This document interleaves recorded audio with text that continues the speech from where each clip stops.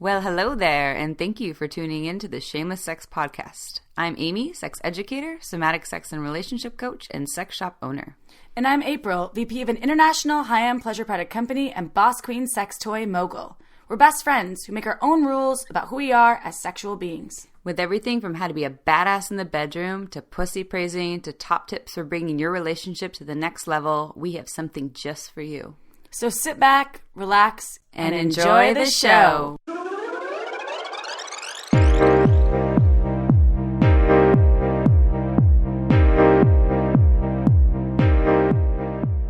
Don't forget to head on over to our website at shamelesssex.com for more. Hello, everyone. Hola. ¿Cómo estás? Muy bien. Amy's off to Mexico. I know, that's actually perfect. So I'm going to Mexico tonight in only a couple of hours. And we just got back from the Caribbean. Yes. So if you listen... Jet setting. So, all over. Woo! So if you listen to our last podcast, we gave a little intro that we were in the Caribbean. And as we were recording with Reed, we were in the Caribbean. And we want to just give you a little kind of quick, juicy update because we're not going to see each other for 2 weeks. So. And also we posted an amazing photo on our Instagram with Amy and I in snorkel gear. Doing a snorkeling little, rendezvous model session on the beach. We looked sexy in those snorkels. It's really nice. Mm-hmm. They complement everything so nicely. Mm-hmm, yeah. So sex life update. Wait. Newsflash. So we went to the Caribbean for a wedding, a friend's wedding. But we put a whole bunch of people in one house. It was kind of like, the real world, St. John. Exactly. So it was 17 people. And I'll let you start with sex update because I didn't have any sex in the Caribbean, but April had a lot of it. Well, I just want to segue that comment because I was in Miami for work 2 weeks before that. So Miami there's this thing called Urban Weekend.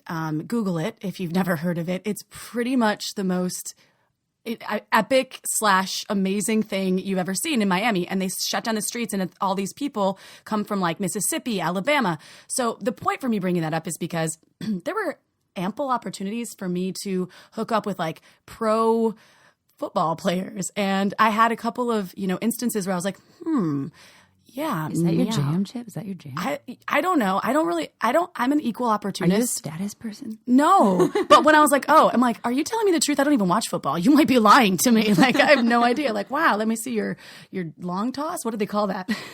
I think they call it home run. Oh, touchdown. So that being said, I was in Miami for 2 weeks, had zero hookups. I just wasn't in the space. I, left my tier 1 in a really good space before I left for Miami, and I was kind of just feeling the vibes of goodness. We had amazing connective sex. We just like, I don't know, we like had just this universal, beautiful experience together, and I was really vibing him. And so it wasn't that, I told him before I left, non-committal. I really don't want a lot of back and forth conversations where I have to be accountable for my actions of what, I do.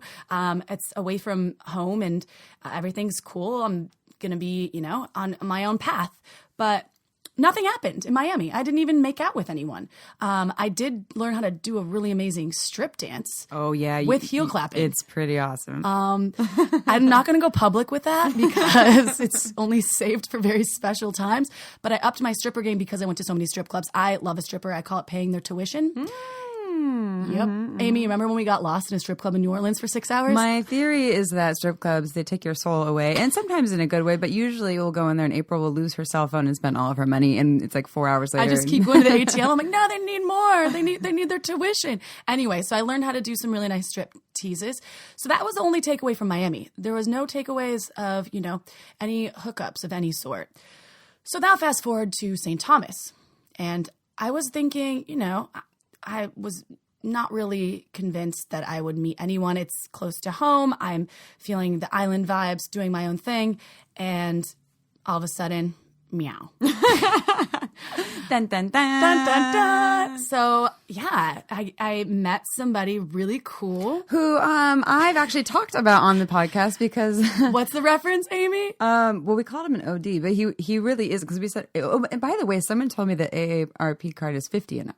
No, it's 55. I Googled it. Okay. Someone told me 50. Anyways, But I talked about him on a couple podcasts ago. This is someone that I have slept with a couple times and had like a nice friends So with now benefit Amy and I are thing. Eskimo sisters. Passed him off. I was like, "Oh yeah, I will take it." So Amy said that too. She's like, "I think you need to work out your daddy issues. You should just get with the OD." I'm like, "Amy, I don't know. Like, we're close already, but I guess we could be, bonded through other things." So we ended up hanging out for. Well, and I said that to him too. I was like, "So my friend April's coming," and he's like, "I don't know." Yeah, I was like, and "No." Same with you. I was like, "Well, my friend," we won't say his name, but and you were like, "I don't know." And then of course, day one. No, I know day one. I was just kind of like jumping on beds and having fun, like we're doing gymnastics, breaking beds. Breaking beds. I did break 2 beds, but it was purely without sex. It was purely gymnastic moves. Just the fun of it. I'm a little monkey jumping on the bed. Yeah, no more monkeys jumping on the bed. I guess the update is I'm going on a little date night with him tomorrow. I told my tier 1 about him yesterday, and it didn't go so well, but I'm being communicative, and I'm using a complete communication, just letting him know that where I'm at and saying, obviously he actually, my tier 1 says to me yesterday that he wants to be with me 100% and will wait for me. And I said, "Oh," and he's like, "Do you want me to wait for you?" And I'm like, I don't think it's fair for me to answer that question. First of all, that's a question that you'll have to answer within yourself. And that is a choice that you'll have to make. I'm not asking for you to wait. I think that you should go out. You should meet people. You should, there's no one waiting for me. I'm like a bird. I need to fly, fly. So I'm going to go out with the new, the previous OD. I hung out with him for 9 days. We had amazing sex, I have to say. The sex was like really, I've never had sex with a guy with a daddy issues. a vasectomy before. So things come out of there. Yes. Newsflash. There's still fluid. There's still fluid. And I know that sounds really, uneducated, but I just didn't know. Of course not. So FYI, and obviously I think that stepping it up with an older man, because that was the oldest man I've ever encountered sexually, was quite amazing. So we romped around, we had good sex, and it was really fun. Mm-hmm.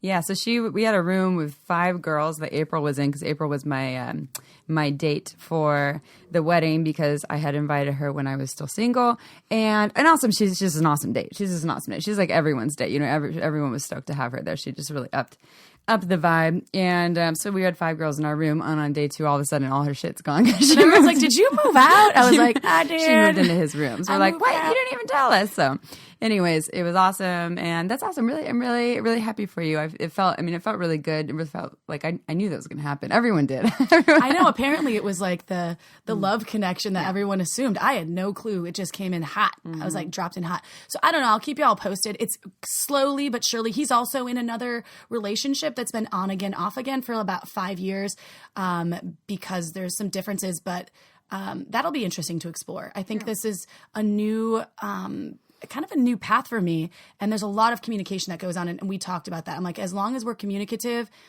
I think that this could either be really cool, really fun. We'll see, but I definitely am going to continue on my singledom, as I like to call it, for a bit longer, because I had the YD before I left, and I had bruises on the bum from that. The young dick. Oh yeah, the young dick. Oh. Now I'm moving on up. Mm-hmm. I think that's a good educational moment, brought to you by April and Amy, for the fact that quite often we feel like once we've touched someone else's body, we almost have ownership of that body. Like if a friend sleeps with them, then all of a sudden it means that they've stabbed us in the back, even if we were done with them. Even if it was just like a one night thing. But it hasn't been weird at all with us, because we've just been talking about it. There's never been weirdness. No, it wasn't someone that I was ever building a relationship with. It was someone that we just had this understanding, and it flowed really well. And then that time had ended, and even if that time hadn't ended, I would have been okay with that too, because there was no relationship building, right? So it was just like a really really wonderful understanding of what the expectations were, and that everyone's just there to like make everyone feel good and honor each other and respect each other. And so I think that would have even worked had I still been sleeping with those people and with that person. And I think a lot of people think that's weird, right? That's hard to imagine. And side note, but let's redefine those weird terms. Yeah, because we can make our own rules. We can entirely make our own rules. And of course, if something feels uncomfortable for someone, had I been really into him and like maybe hopeful for a future with him, then it might be a different story. But you would have known that. And and a side note from that, I just want to point out that I live with my ex-partner. I live with my first love. I'm now 32. My first love that I was with from age 18 to 22. So for 4 years, we were each other's first loves. We lived together for 3 of those years and then broke up. And now we're living together again just as non-sexual life partners because we're best friends. And we'll never be sexual with each other again. And that blows people's minds. So you have a beautiful, almost like a brother-sister thing, which is really cool. I used to have sex with. Right, which is like, okay. But I think that's what makes us even closer, that we shared that part of our lives together, and now we're just in a completely platonic, supportive space. And a lot of people are kind of blown away by that because they think that, almost like, once you have sex with someone, that's off the table. Right. And it changes everything. And of course, we couldn't do that right away. We were in love, and then we broke up because we weren't in love anymore. And of course, we needed some time apart, a year or two before we could really get close. But I'm really grateful that we are able to make our own rules, because this is such a special bond that would be so sad to lose had we just, kind of like had to play by the rules of you're not supposed to do that. It also comes back to those rules. Not rules, I'm sorry. Like the habits of highly effective people being mature, being abundant, not living in scarcity. And I think that's something that shows a level of maturity. And maturity really can be defined by communicating what is happening. And I think you and, your ex-partner did a good job of moving forward. People change. We grow up. And I have to say, with all of my exes, 99% of them, I have a very solid, a very solid nowness with them. And I think that that's important. And I always want to continue that. Choose your people wisely and be open. And I think that shows a lot of integrity as well. Yeah. And also, maybe question when something feels like it feels like a weird, that shouldn't happen. It's weird that two people that slept together are now friends or whatever. Like, question when your brain might be stepping into like that's not how it should be, normalizing social rules mode, which it does all the time. Like I was doing this with clients yesterday. I saw 3 clients in a row, and it was this common theme of like, well, question why you think that, why do you have issues with that person? I was talking to a client about how they're constantly having issues with their friend who's having issues with their partner, not their partner, but their friend and their friend's husband. And I was like, why are you taking their stuff so personally? And it was because she doesn't think that the way they're doing their marriage is right. And so I was like, well, why question that? How is this affecting you personally? How is this even yours? Why are you taking on as yours? And question why you don't think it's right. Maybe it's some trauma that you had, or a message that you had, and understand that everyone has a different understanding of how it should be. That's a good point. This actually brings back a solid project I need to take care of, which is I hooked up with my best friend who was a female body when I was 19 until I was 21-ish. Mm-hmm. And, our friendship really fell apart. But I need to rekindle that. I think I need to go back and we've grown now. And she's an awesome person. We're friends on social media. But maybe I should have a project and reach out to her and be like, hey, I want just to say, you were an awesome part of my life. Thank you. We had a great time. We were best friends. We hooked up. But it just makes me think that sometimes I need to mend some old things that I didn't do as I should have. It's never too late. No, it's never too late to reach out. And it, that doesn't necessarily mean that they're going to be like, yay, welcome you with open arms, but it's never too late to take that risk of. I'm going to write her a Facebook message. Ooh, Facebook. I'll keep you posted on how that goes. Or maybe she's not on Instagram.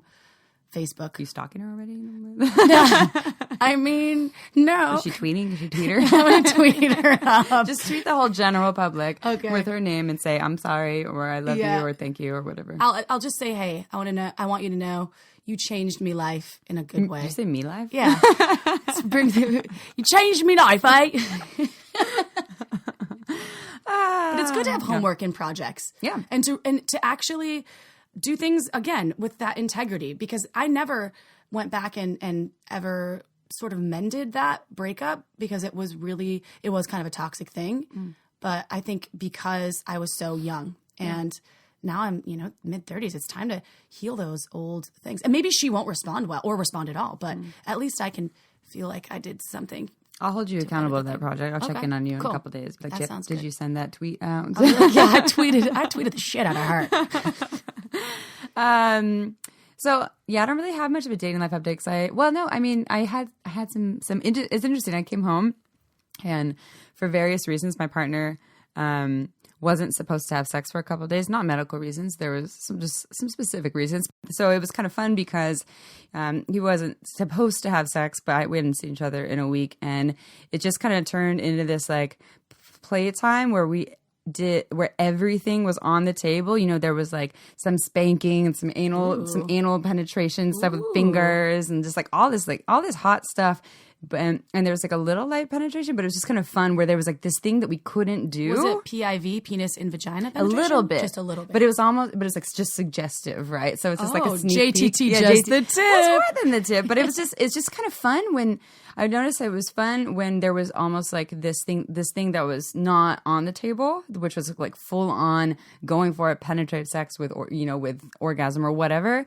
And so it opened the doors for us to do all these fun, playful things for like an hour or two. Oh, that's awesome. You know what? Tier 1 burned his lips on something yesterday.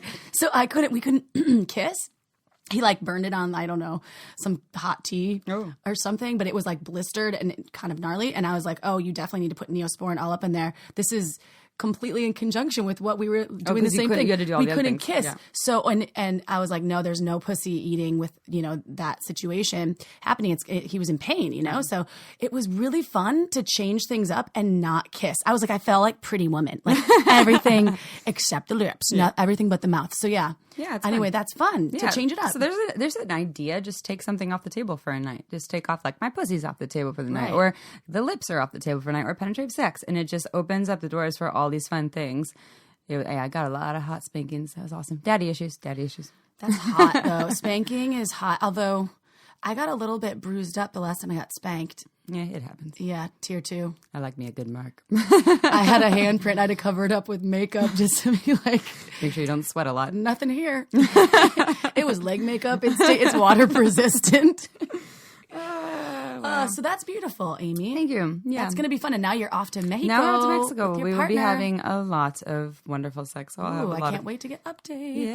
Yeah. And then our next time together will be only in a couple of weeks. I'm really going to miss you, Chip. I'm going to miss you too. Yeah. What are we going to do? I'm probably going to message you every day. FaceTime me. Yeah. And here I am now. Hi. And here I am now. Yeah. Yeah. I'll FaceTime you again, maybe during something interesting and funny. Oh, God. Yeah. She likes to FaceTime me when she's half naked showing me her stripper moves. Yeah. It's pretty awesome. I'm like, Amy, look at this. Watch me heel clap. Clack. And I'm like, good job, Chip. Yeah. Well done. I'm proud of you. Yeah, I have no shame in my game. No. You gotta, yeah. I feel honored that I get those phone calls. Of course. Yeah. So that's our update because this is just a little quickie. Because why not? Thanks for listening, everyone. We love you so much. Ciao for now. Like what you hear? Well, then head on over to shamelesssex.com for more podcasts and information on our latest happenings.